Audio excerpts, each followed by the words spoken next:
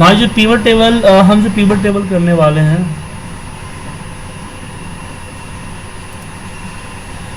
उस same data पे करने वाले हैं। यहाँ पे हम एक काम करते हैं, डेटा चेंज कर लेते हैं, थोड़ा सा डेटा को थोड़ा सा चेंज करते हैं। यहाँ पे मेरा MRP हो गया, यहाँ पे हमारा क्वांटिटी हो गया।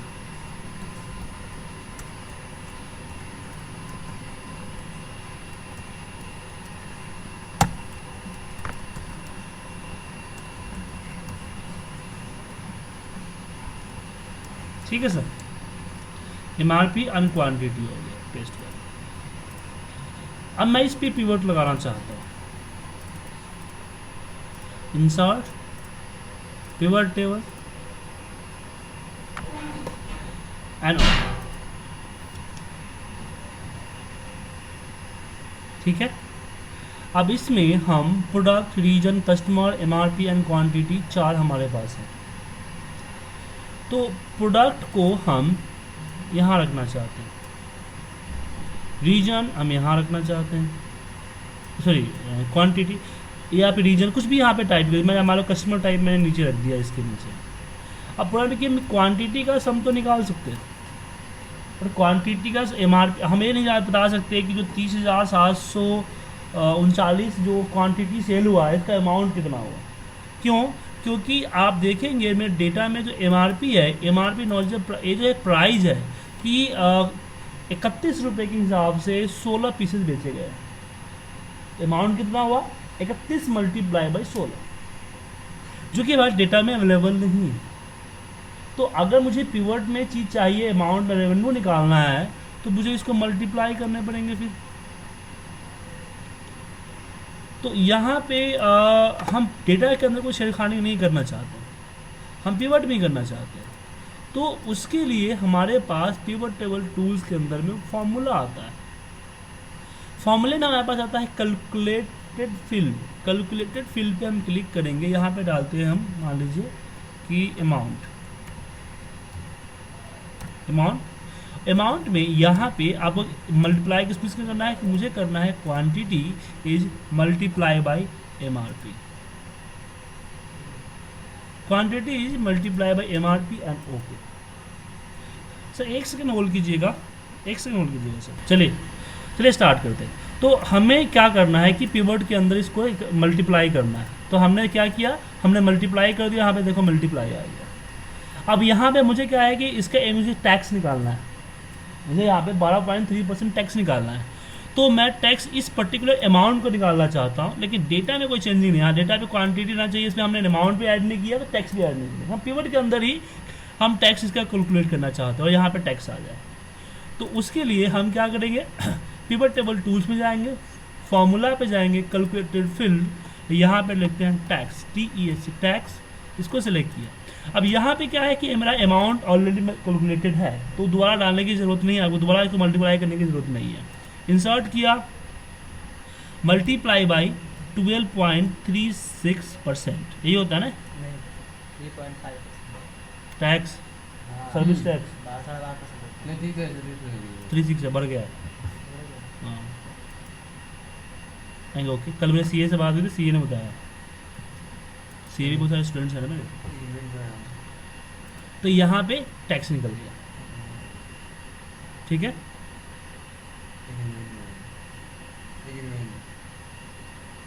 तो ज़्यादा टैक्स नहीं आ गया, अमाउंट भी ज़्यादा है ना,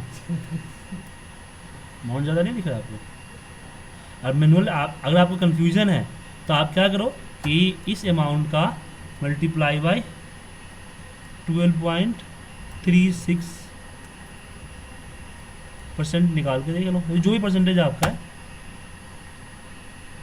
आ रहा है ना, तो पिवट भी आपका सही कर रहा है। अब मुझे इसमें ये चाहिए, तो चलो आपने टैक्स में निकाल लिया, मुझे इसमें चाहिए वापस कमीशन, मुझे 2% एजेंट को कमीशन ही देना होता है, ठीक है। तो यहीं पे हम पिवट टूल्स के ऊपर जाते हैं, फार्मूला में आते हैं, तो यहीं पे लिखते हैं कमीशन, CON कमीशन, और यहाँ पे हम करते हैं अमाउंट, बट कमीशन जो देना होता है अमाउंट में देना होता है, ठीक है, टैक्स पे नहीं देना होता है। मल्टीप्लाई बाई 2% इसका यहाँ पे ऐड करेंगे, यहाँ इसका कमीशन निकल रहा है। अब मुझे टोटल अमाउंट ऐड करना है, मतलब कि मुझे अमाउंट और इसको टैक्स को ऐड करना है, कमीशन को माइनस करना है। This plus this minus this. तो उसके लिए हम ये चीज़ करना चाहते हैं, यहाँ पे टोटल लिखना चाहते हैं, टोटल पिवट के अंदर करना चाहते हैं। तो यहाँ पे हम करेंगे amount tax plus tax minus commission, और इसको ऐड करेंगे एंड ओके करेंगे यहाँ, ठीक है। बस ऐड ही करते जाओ, हो जाएगा। तो इस तरह से इसके अंदर फॉर्मूले के अंदर आप जो है मैथमेटिकल जितने भी मैथमेटिकल कंडीशंस हो अप्लाई ऑपरेटर अप्लाई करते हैं। आप ऐसा नहीं है कि आप सम इफ काउंट इफ एवरेज वगैरह इसमें यूज कर सकते हो, आपको यूज करना होगा तो इसमें सिर्फ यूज करना पड़ेगा ओनली फॉर मैथमेटिकल ऑपरेटर, इसके अलावा कुछ यूज नहीं कर सकते हैं। अब चलिए कुछ और करने की कोशिश करते हैं। हम यहाँ से कस्टमर टाइप यहाँ से हटा देते हैं। कुछ और कर रहे हैं। तो यहाँ पे जो है हमें क्या करना है, हमें क्या है, डेस्कटॉप और मिसलेनियस और मोनीटर तीनों एक ही प्रोडक्ट के साथ बिकता है, या फिर मान लो डेस्कटॉप और मोनीटर जो है एक साथ बिकता है मेरा, ठीक है।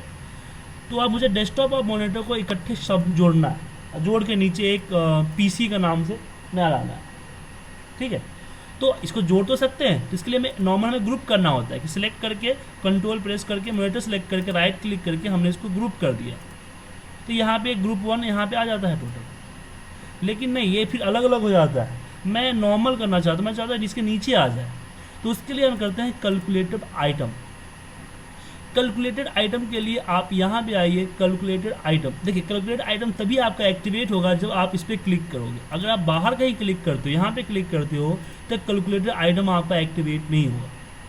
इसलिए आप इस पर क्लिक कीजिए, क्लिक करने के बाद यहाँ पे कैलकुलेटेड आइटम, और फिर यहाँ पे दीजिए, मान लीजिए मैं देना चाहता हूँ पीसी, और पीसी में बोलता हूँ कि प्रोडक्ट में आप डेस्कटॉप, इसको मैंने इंसर्ट किया एंड हमने प्लस कर दिया, देन मॉनिटर प्लस कर दिया, और इसको ऐड करके ओके किया, तो पीसी नाम का एक नया आइकन आ गया और इसमें इन दोनों का सम हो गया।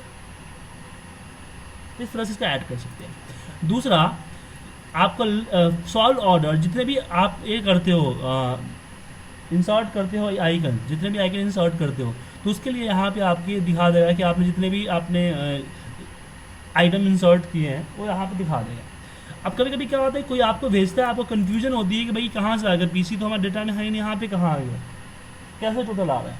तो आप इसमें लिस्ट फार्मूला होता है, तो जैसे लिस्ट फार्मूला पे क्लिक करूँगा, एक नई शीट पे मुझे पूरा का पूरा फार्मूला दिखा देगा कि इसमें कितने फार्मूले लगे हुए हैं और क्या क्या लगा हुआ है, ठीक है।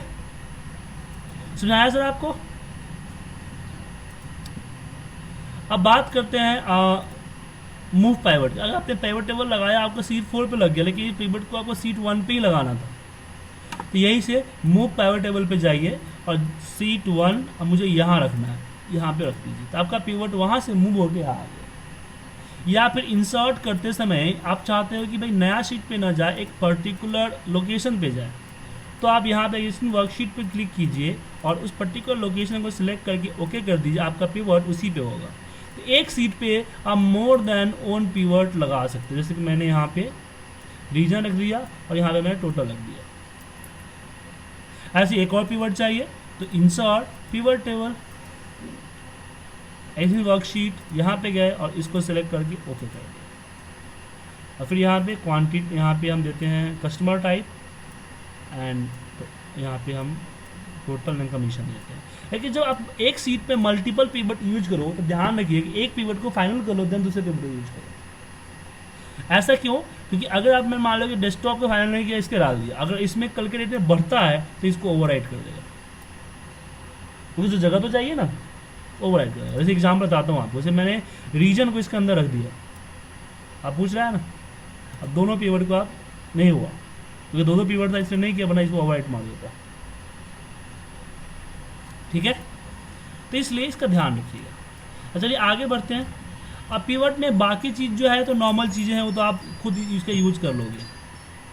बाकी नॉर्मल रिफ्रेश करना, सॉर्ट करना है, नॉर्मल चीज़ें हैं, आपकी युद्ध नहीं है। इसमें एक और नई चीज़ है जो आपको मैं बताना चाहूँगा। जैसे कि आपने एक पिवट गया, आपने पिवट टेबल को इंसर्ट किया एंड ओके किया, एक नया पिवट टेबल ऐड हो गया। मैंने यहाँ पे रीजन, कस्टमर और quantity, sorry average of MRP ले लेते हैं, काउंट ऑफ द नहीं, एवरेज ऑफ एमआरपी, और फिर यहाँ पे क्वांटिटी, हाँ कस्टमर टाइप को भी इसी के नीचे रख देते हैं। ठीक है, ये रिपोर्ट आ गई। अब ये रिपोर्ट जो है, अब इसमें हमने प्रोडक्ट को ऊपर में रख दिया। तो अगर मैं यहाँ से सेलेक्ट करता हूँ प्रोडक्ट एसेसरीज, तो यहाँ पे जो डेटा दिख रहा है एसेसरीज का डेटा दिख रहा है। ऐसे ही बाकी प्रोडक्ट को सिलेक्ट फिल्टर करूँगा तो फिल्टर यहाँ से फिल्टर यूज़ करेंगे तो इस तरह से फिल्टर हमारा डेटा होगा। कई सारे फिल्टर्स भी लगा सकते हैं हम। अगर एक से ज़्यादा फिल्टर लगाना चाहते हैं, सिलेक्ट मल्टीपल आइटम्स, इसमें आप एक से ज़्यादा फिल्टर पे क्लिक कर दीजिए, आपको एक से ज़्यादा फिल्टर यहाँ पर आ गया। ठीक है, लेकिन अगर मैं चाहता हूँ कि हर रिपोर्ट का अलग अलग फिल्टर बने, जितने भी रिपोर्ट्स है हर रिपोर्ट का अलग अलग फिल्टर बने, तो उसके लिए क्या करेंगे, उसके लिए हम इंसर्ट पे जाएंगे। मैंने कि जितने हैं ना, एक ही बारे में मैं चाहता हूँ कि पाँच या 10 या 15 या 500 जितने भी हमारे इस लिस्ट में आइटम है, उसका एक अलग अलग शीट्स पे जाके एक पिवट बन जाए। तो उसके लिए क्या करेंगे, उसके लिए हम डेटा में आएंगे, तो डेटा में पिवट लगा लीजिए, पर्टिकुलर उसको यहाँ पर रख लीजिए। पिवट टेबल टूल्स पे जाइए, इंसर्ट, यहाँ पे आपको दिखता है पिवट टेबल ऑप्शन, इस पर क्लिक कीजिए। इसके नीचे आता है शो रिपोर्ट फिल्टर पर पेज, क्या है, शो रिपोर्ट फिल्टर पर पेज, इस पर क्लिक कीजिए। यहाँ पे प्रोडक्ट दिख रहा है आपको, ठीक है। अब यहाँ पे जो ये रिपोर्ट फिल्टर में जो भी रखोगे ना, वो सारी चीज़ें आपको यहाँ पे दिखेंगी। अब आपको किसके अकॉर्डिंग डेटा को सेग्रीगेट करना है, तो मैंने बोला प्रोडक्ट के अकॉर्डिंग करना है। मैं प्रोडक्ट को सिलेक्ट किया एंड ओके किया। विद इन सेकेंड में आपका जितने भी प्रोडक्ट थे हर किसी का यहाँ पे अलग अलग शीट पे अलग अलग डेटा आ गया। यदि नहीं समझ में आया दोबारा समझाऊं? अच्छा नाम ही दे दिए। चलिए दोबारा समझाता हूँ मैं आपको। आपको काम क्या है, देखिए मेरा काम ये है कि मेरे पास जो डेटा है उस पर मैं पिवट लगाना है मुझे, ठीक है, पिवट लगाना है इसमें। बट प्रॉब्लम ये है कि मैं चाहता हूँ कि हर रिपोर्ट का अलग अलग पिवट बने। जैसे मेरे पास अगर मान लीजिए 100 बैंक है, तो 100 बैंक का एक अलग अलग हमारा डेटा है, 100 कस्टमर का अलग अलग डेटा है, ताकि मैं उसको अलग अलग इंडिविजुअली भेजूँ या फिर कॉपी पेस्ट करूँ, तो मुझे एक एक फिल्टर करके कॉपी पेस्ट करने पड़ जाते हैं। तो उससे अच्छा है कि हमने क्या किया, जिसके अकॉर्डिंग सेग्रीगेट करना है उसको हम फिल्टर में रख देंगे। जब प्रोडक्ट के अकॉर्डिंग मुझे अलग अलग करना है, उसके बाद हम जाएंगे पिवट टेबल टूल्स पे। सबसे पहला ऑप्शन दिखेगा आपको लेफ्ट से, पिवट टेबल, यहाँ पे ऑप्शंस को यहाँ साइड में एक और निशान है, उस पर क्लिक कीजिए। यहाँ पे आपको दिखता है शो रिपोर्ट फिल्टर पर पेज, शो रिपोर्ट फिल्टर पर पेज, इस पर क्लिक कीजिए, प्रोडक्ट को सिलेक्ट कीजिए एंड ओके कर दीजिए। आपका यहाँ देखिए अलग अलग डेटा आ गया। आया समझ में? जतिन जी एनी डाउट्स?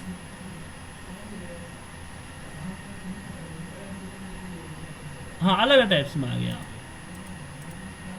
मैं जो यहाँ पे प्रोडक्ट के जो जितने थे ना, उसको एक अलग अलग यहाँ पे दिखा दिया इसने, अलग अलग सीट पे। ठीक है। अब बात आती है, आपको पिवट में मैंने 3 क्लासेस दी, 3 क्लास में पिवट के नॉर्मल सारी चीज़ें मैंने आपको बता दी किस तरह से पिवट हम यूज करते हैं। लेकिन इसमें और भी बहुत चीज़ें हैं, लेकिन उसके लिए उससे पहले आपको पिवट पे प्रैक्टिस होना जरूरी है। तो पिवट के प्रैक्टिस करने के लिए डेटा कहाँ से लाओगे, ये भी एक क्वेश्चन है। तो पिवट पे अगर प्रैक्टिस करने के लिए आपको डेटा चाहिए, तो डेटा के लिए आपका गूगल अवेलेबल है। गूगल से आप इजीली डेटा लेके आ सकते हो। अब कैसे लाओगे डेटा गूगल से, अब बताता हूँ आपको। गूगल पे मैंने सर्च किया पिवट table.xls, ये भदेर आपके पास ये आ गया। ये देख रहे हो sample reports, pivot table example, practice और भी बहुत सारे नीचे हैं। तो आप इसी तरह से 5 कीवर्ड जो आप डाउनलोड करो इंटरनेट से, ठीक है, और उसमें जो चीज़ें लगाई गई है उसको नकल करके मुझे भेजो।